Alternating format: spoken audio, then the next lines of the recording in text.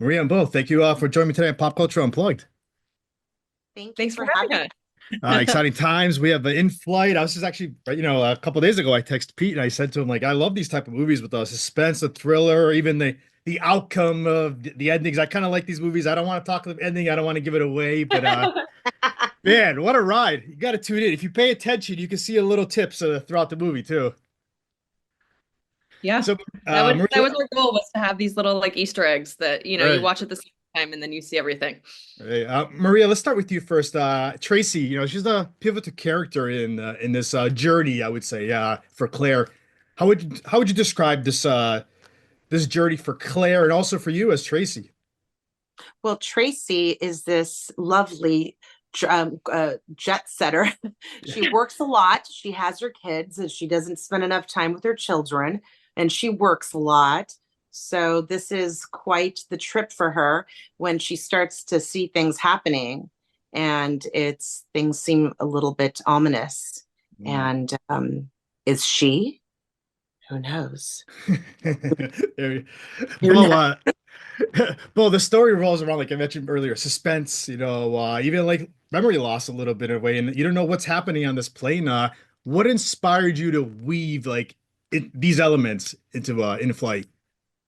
I think they're movies that I used to love to watch in like the late 90s, early 2000s, and we haven't seen them in a long time. And I feel like people are nostalgic for those.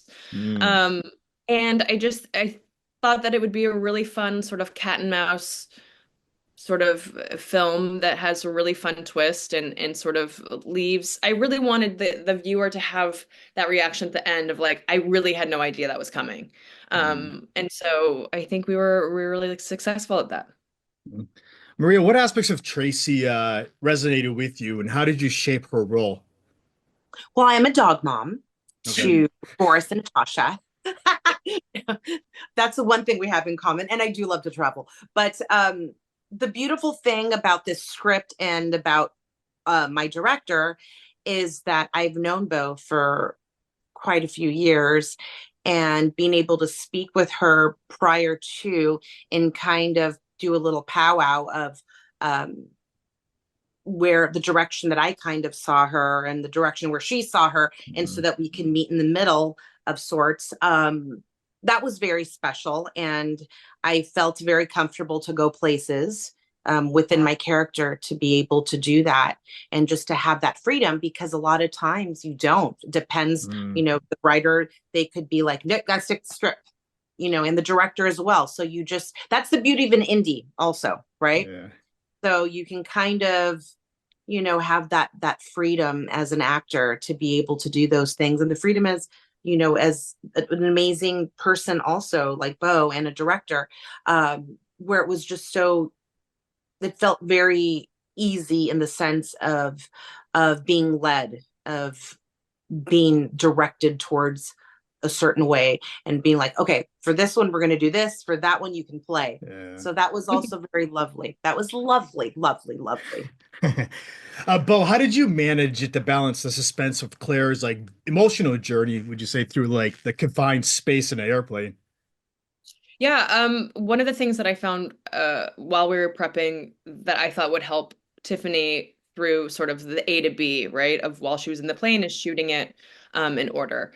That way the build could be natural and could feel very natural. And you were never asking someone to like be at a high and then the next Yeah. day we're being at the lowest low. You just got on the plane, there was never that sort of like emotional sort of tug of war that I was ever asking anyone to do. So I thought that was really helpful. Again, it's what you can do with an indie and sort of like without sort of a studio system telling you how to do things.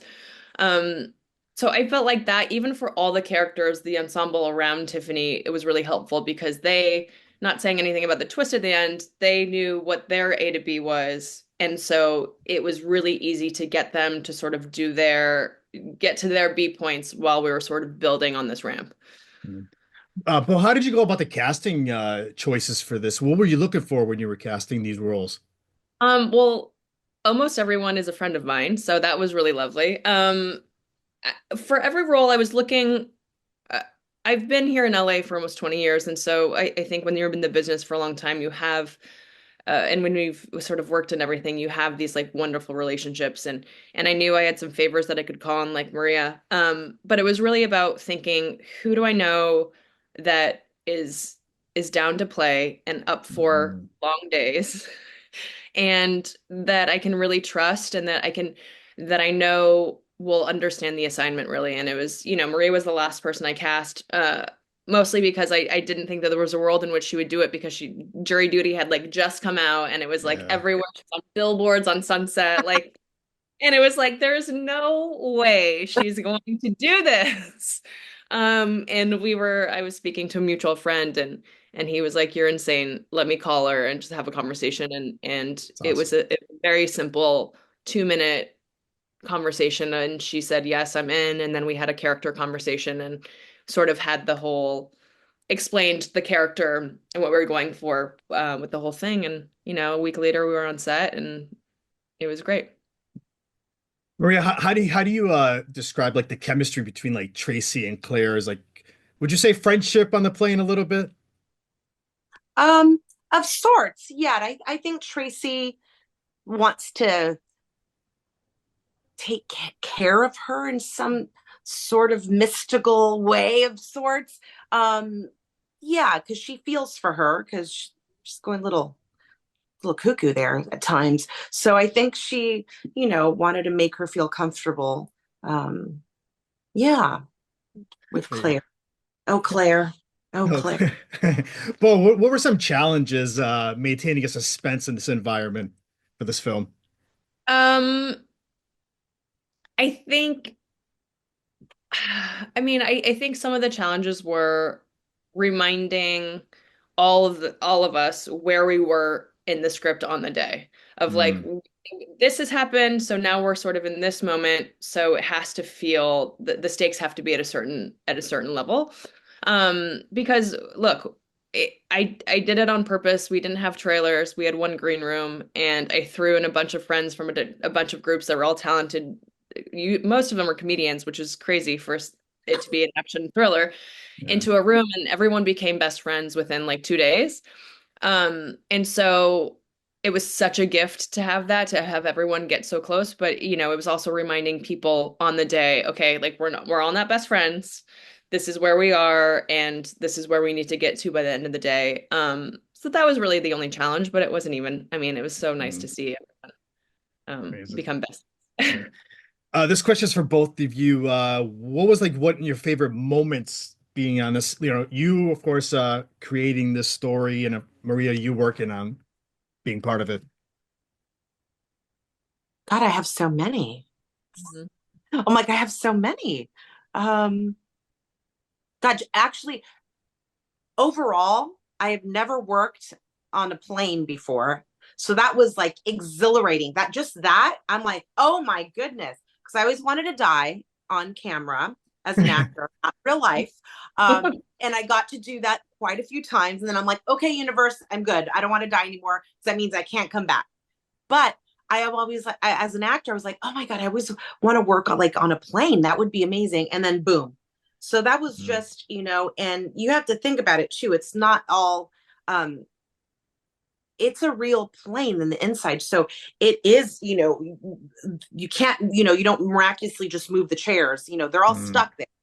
So that was, um, so to maneuver that also, just like the physical aspect of everything, but it was so cool. I mean, it was so cool because you're in a confined space, right? yeah. So everything that you have to do has to correlate with your character and what you're doing and with the other actors. And I mean, it was challenging in a great way, in a great Mm, way. mm. And exciting. Yeah. Bo, I would say there were two, but they're both based on the same thing. And it was two improv moments. One was with Daniel Robert and Sandy McCree, where they just went off on their own, and it was like it ended up in the cut because I could not have it in there. It was just like the most brilliant sort of improv I've seen. mm, And then the second was with Tracy and Frankie, Maria and Scott Dean, their scene together where we were just watching and we had one in the can. We had one take that was a script, and then, Marina Marie and I had an agreement. Like after we get one, just you can play a little. And she turned that scene on its head, like the way, like to the point where like I was like my mouth was open. I like grabbed people next to me because it was so much fun to watch. And she had this like whole like I saw the entire like romance of this like moment happen, and it was just like so yummy. And like those are the things, it's like magic, you know? I don't know how to explain it. You just like literally watch like this magic happen and you have to like keep it. It was wonderful. Amazing. Last question. Could you see a continuation or like a sequel to this, some kind of storyline? Have you thought about something? There's been a lot of talk about it. We don't have a script yet, but there's been a lot of talk and a lot of story points, and continuing sort of all of the characters, you know, Yeah. you've seen the movie, so you know sort of what happens at the end. So there's been a lot of really fun conversations and I think we should do it. Amazing. Hell yeah.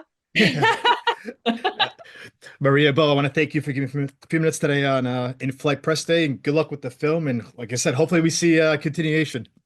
Yeah, thank you so much. Thank Elias. you.